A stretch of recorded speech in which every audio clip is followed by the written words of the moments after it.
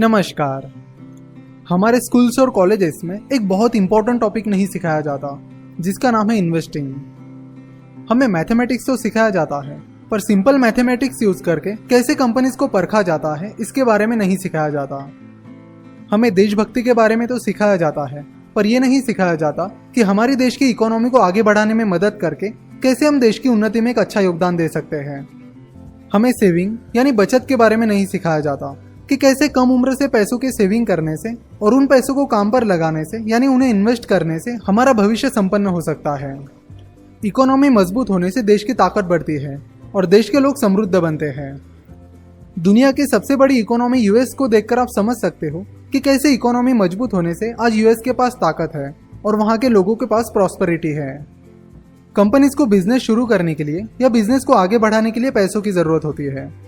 अगर investors business को expand करने के लिए और बिजनेस शुरू करने के लिए कंपनीज को पैसे नहीं देंगे तो वो कंपनीज आगे नहीं बढ़ पाएगी, जिससे लोगों को जॉब नहीं मिलेगी और ऐसा ही चलता रहा तो पूरी इकोनॉमी खतरे में आ जाएगी। कंपनीज को जब पैसों की जरूरत होती है तो उसके सामने दो मेन रास्ते होते हैं। पहला, बैंक से लोन लेना। बैंक के पास कंपनीज को लोन देने के लिए जो पैसा आता है वो लोगों का ही पैसा होता है। कंपनीज के पास दूसरा रास्ता होता है स्टॉक मार्केट से या इन्वेस्टर से पैसा उठाना। अगर सारे लोगों ने बैंक में पैसे डालना बंद कर दिया तो बैंक के पास लोन देने के लिए पैसे नहीं रहेंगे। सिमिलरली, अगर लोगों ने स्टॉक मार्केट में इन्वेस्ट करना बंद कर दिया और बाकी इन्वेस्टर्स ने भी कंपनीज में इन्वेस्ट करना बंद कर दिया तो कंपनीज को पैसा ही नहीं मिलेगा और देश की पूरी इकोनॉमी ठप हो जाएगी। तो स्कूल्स में हमें यह सब नहीं सिखाया जाता कि कैसे इन्वेस्ट करके इकोनॉमिक सिस्टम का हिस्सा बनकर आप खुद प्रॉस्परस बन सकते हैं और देश की आर्थिक उन्नति में भी अपना योगदान दे सकते हैं।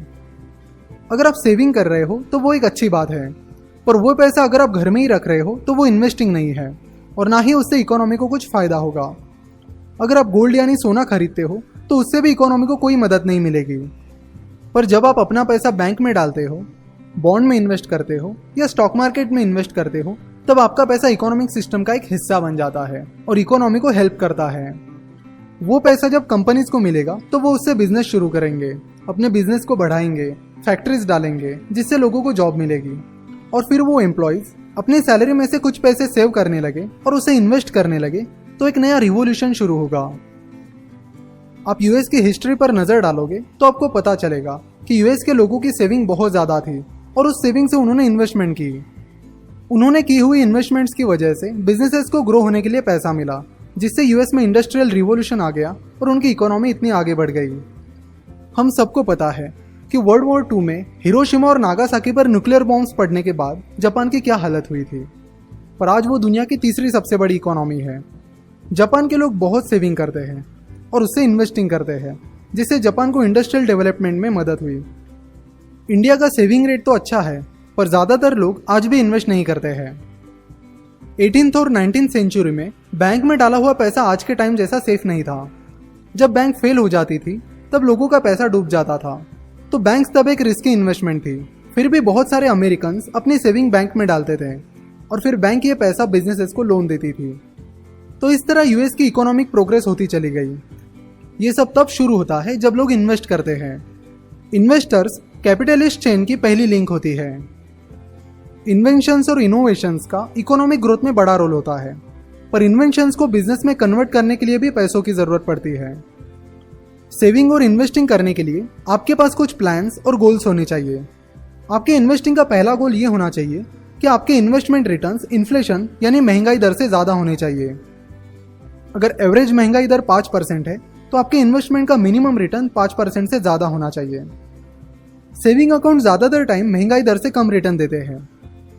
अगर आप जीरो रिस्क इन्वेस्टमेंट करना चाहते हो जो आपको महंगाई दर से ज़्यादा रिटर्न दे सके तो आप गवर्नमेंट बॉन्ड्स में इन्वेस्ट कर सकते हो। गवर्नमेंट बॉन्ड्स यूजुअली महंगाई दर से ज़्यादा रिटर्न देते हैं और उनमें कोई रिस्क नहीं होती। गवर्नमेंट बॉन्ड में गवर्नमेंट आपसे पैसे उधार लेती है और बदले में आपको ब्याज देती है। गवर्नमेंट बॉन्ड की मेन बात यह है कि उससे मिलने वाला रिटर्न टैक्स फ्री होता है। आप डायरेक्टली अपने डीमैट अकाउंट से गवर्नमेंट बॉन्ड्स में इन्वेस्ट कर सकते हो। म्यूचुअल फंड की एक कैटेगरी होती है जिसका नाम है guild fund. Guild fund government securities में इन्वेस्ट करता है, तो गिल्ड फंड के जरिए भी आप गवर्नमेंट सिक्योरिटीज में इन्वेस्ट कर सकते हो। 400-500 साल पहले जब किसी को बिजनेस शुरू करना होता था तो वो डायरेक्टली शुरू नहीं कर सकते थे। उन्हें पहले उस एरिया के किंग यानी राजा से परमिशन लेनी पड़ती थी। बिजनेस करने की परमिशन मिलने के बाद वो बिजनेस के लिए पैसे जुटाने के काम में लगते थे और इसी जरूरत की वजह से स्टॉक मार्केट शुरू हुआ, जहां से बिजनेसेस पैसा उठा सके। 1602 में एम्स्टर्डम में दुनिया का पहला स्टॉक एक्सचेंज शुरू हुआ। स्टॉक मार्केट एक ऐसा प्लेटफॉर्म है जहां कोई भी शख्स कंपनी के शेयर्स खरीदकर उस कंपनी में पार्ट ओनर यानी भागीदार बन सकता है। जैसे जैसे कंपनी बड़ी बनती जाती है उसके शेयर्स की वैल्यू बढ़ जाती है। सो जब कंपनी सक्सेसफुल होती है तब उसका फायदा उस कंपनी को मिलता है, उसके इन्वेस्टर्स को मिलता है, लोगों को जॉब मिलती है और गवर्नमेंट को टैक्स मिलता है। इन्वेस्टर्स कंपनी में इन्वेस्ट करके उसकी सक्सेस स्टोरी का हिस्सा बनकर प्रॉफिट कमाते हैं। Stock market investment long term के लिए एक अच्छी इन्वेस्टमेंट साबित हुई है और लॉन्ग टर्म में स्टॉक मार्केट ने बाकी एसेट क्लासेस के मुकाबले बहुत अच्छे रिटर्न्स दिए हैं। इन्वेस्टिंग आप जितनी कम उम्र में शुरू करो उतना बेहतर, क्योंकि स्टॉक मार्केट इन्वेस्टमेंट्स में अच्छे रिटर्न्स कमाने में टाइम लगता है। अगर आप कंपनीज के एनालिसिस में माहिर हो पर आपके पास शेयर्स को लॉन्ग टर्म के लिए होल्ड करने का पेशेंस नहीं है तो आप सक्सेसफुल इन्वेस्टर नहीं बन पाओगे। स्टॉक मार्केट इन्वेस्टिंग में डिसिप्लिन बहुत इंपॉर्टेंट होता है।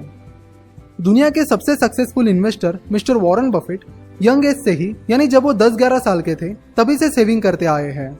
उस टाइम वो न्यूज़पेपर और कोक की बॉटल्स बेचकर पैसे कमाते थे और अपनी सेविंग स्टॉक मार्केट में इन्वेस्ट करते थे। मिस्टर वॉरेन बफेट अच्छी कंपनीज को ढूंढते हैं और उन्हें कई सालों तक होल्ड करते हैं।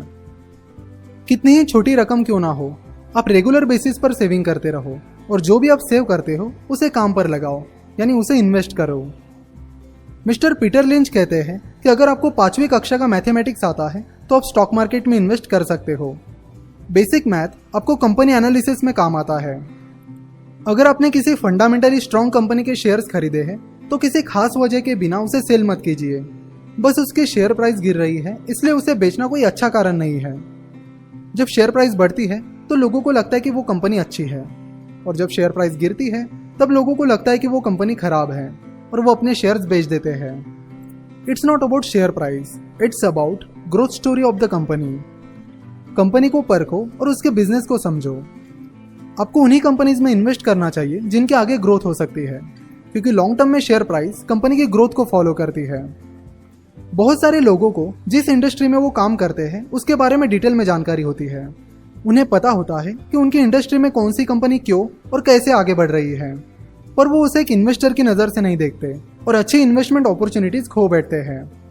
अगर आप इन्वेस्टर की नज़र से चीज़ों को देखोगे तो आपको कई इन्वेस्टमेंट अपॉर्चुनिटीज मिलेगी। स्टॉक मार्केट में इन्वेस्ट करने के लिए आपके पास बहुत सारा पैसा होना चाहिए, ये ज़रूरी नहीं है। आप अपनी छोटी छोटी सेविंग्स डायरेक्टली अपने डीमैट अकाउंट के जरिए या म्यूचुअल फंड के जरिए स्टॉक मार्केट में इन्वेस्ट कर सकते हो। जैसे गाड़ी चलाने के लिए पहले गाड़ी चलाना सीखना होता है, उसकी प्रैक्टिस करनी होती है, उसी तरह स्टॉक मार्केट में इन्वेस्ट करने से पहले उसे सीखना जरूरी है। अगर आप बिना कुछ सीखे सट्टेबाजी की तरह स्टॉक मार्केट का इस्तेमाल करोगे तो आपको लॉस होना निश्चित है। तो आप ज़्यादा से ज़्यादा पैसा सेव कीजिए, उसे बैंक में डालिए या बॉन्ड या स्टॉक मार्केट में इन्वेस्ट कीजिए और देश की इकोनॉमी को आगे बढ़ने में मदद कीजिए। तो ये थी मिस्टर पीटर लिंच की बुक लर्न टू अर्न की समरी।